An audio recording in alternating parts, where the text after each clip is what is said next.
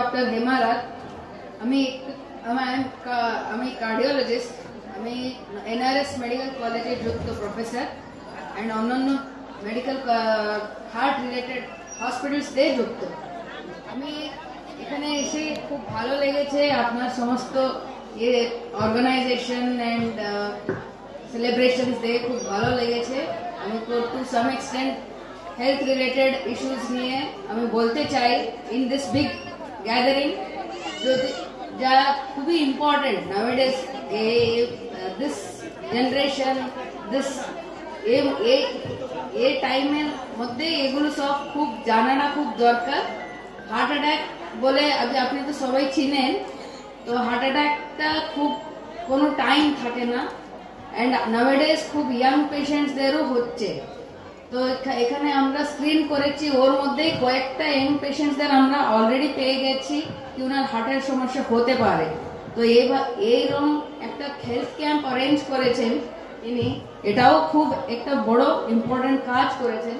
তো এর মধ্যে আমি আর কয়েকটা রিস্ক ফ্যাক্টরস, মানে কি খুব যার মধ্যে থেকে হার্ট অ্যাটাক হতে পারে না, হার্টের সমস্যা হতে পারে, এগুলো খুব সংক্ষেপে একটা দুটো কথা বলছি, খুব মনে রাখুন কি যে কোনো এনি এজ ইজ নট কোনো বাদ নেই হার্ট ডিজিজ জন্য।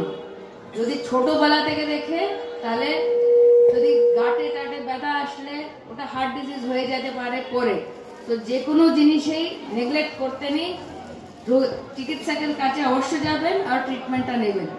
এখন 40 ইয়ার্স যদি সবাই আমরা মিডল এজে না আর্লি মিডল এজ, ওর মধ্যে একটা 4-5টা জিনিস আমরা রুটিনলি চেক করে দেওয়ার খুব দরকার। Like regular blood pressure check করে দিতে হয়, সুগার আছে না, খুব বেশি মোটা যে থাকেন, যে ওয়েটটা বেশি আছে, ওদের ক্ষেত্রে খুব বেশি রিস্ক ফ্যাক্টর থাকে হার্টের ডিজিজের জন্য।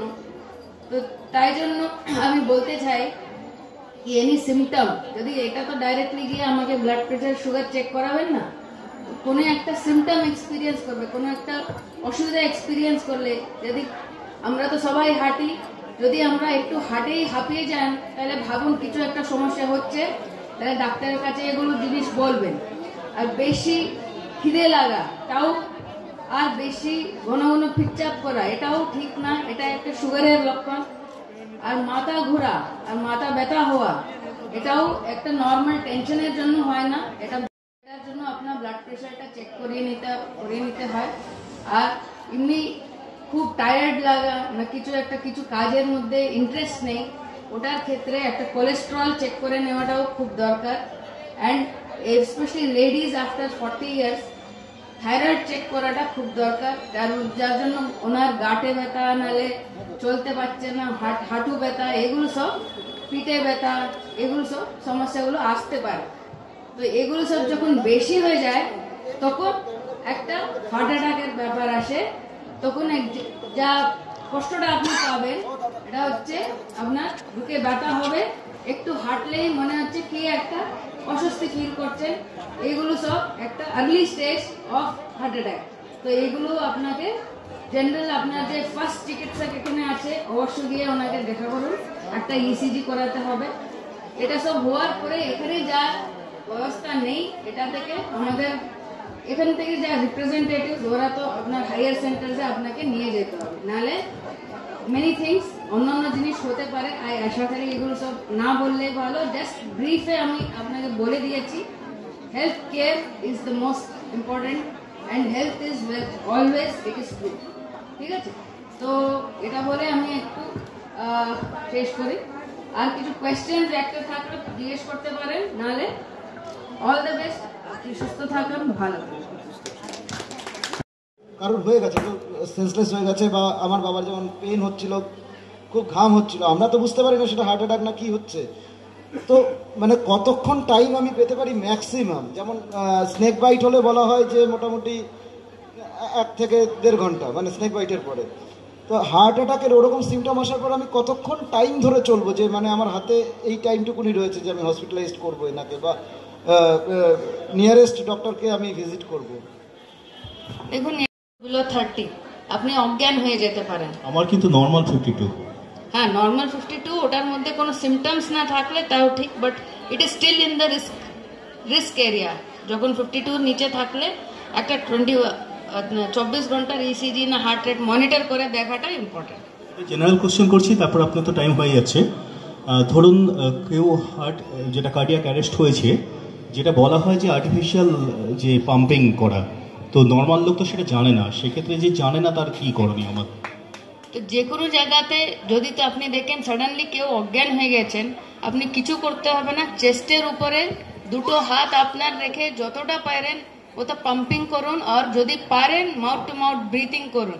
এটা করে যত নিয়ার বাই হসপিটাল ওনাকে নিয়ে গেলে, এটা সবাই জানা উচিত কি সিপিআর, ওটাকে যা বলছেন রেস্কিউ অফ কার্ডিয়াক অ্যারেস্ট, যে কোনো লোক অজ্ঞান সাডেনলি কোথাও পড়ে গেলে ওটাকে সিপিআর করতে হবে। এটা সবার স্কুল অ্যাওয়ারনেস পর্যন্ত আমরা এখন করছি, সো দ্যাট এভরিবডি, সবাই একটা অ্যাওয়ারনেস থাকে কি ওটা ওরম হলে কি করা যায়, অ্যান্ড নিয়ার বাই হসপিটালে নিয়ে গিয়ে ফার্দার ট্রিটমেন্টটা করা উচিত, নাহলে তো ইট ইস ক্যাটাস্ট্রফি।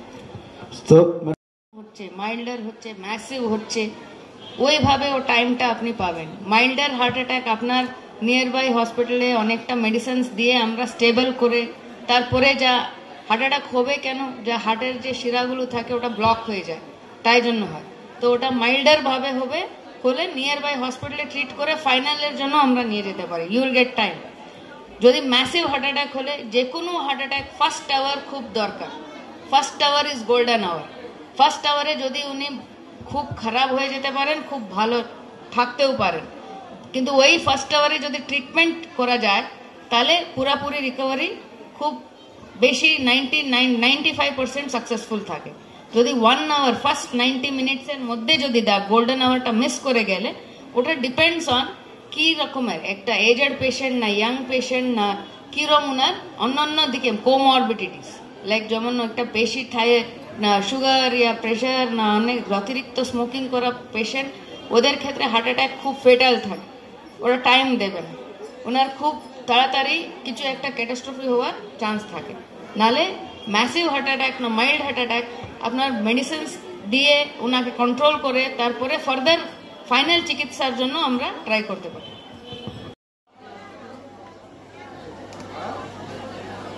যদি কম থাকলেও অসুবিধা আছে, যদি অতিরিক্ত বেশি হলে ওটাও অসুবিধা আছে। কম মানে কত কম, 60-র নিচে, 60 হার্ট রেটের নিচে হলে ওটা অসুবিধা আছে, যার মধ্যে আপনার জ্ঞানটা হারতে পারেন। যদি 100-এর ভিতরে থাকলে ওটা মেডিসিনস দিয়ে কন্ট্রোল করা যাবে।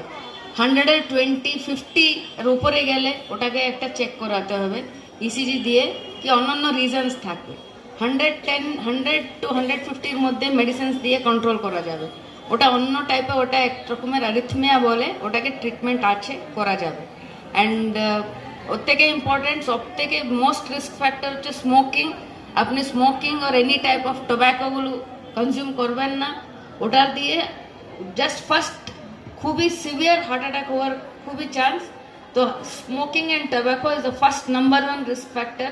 আদার দেন এই যে সুগার আর অন্যান্য জিনিস যা বলেছি, ওর থেকে আমি রিকোয়েস্ট করছি টোব্যাকোগুলো কনজিউম করবেন না। এটার জন্য যা আমি বলেছি ইয়াং এজে যা হার্টের প্রবলেম হচ্ছে, এটা রিজনেই হচ্ছে, এটা আমরা স্টাডি করে অনেক জায়গা থেকেই পেয়েছি, আমি এটা বলতে চাইছি।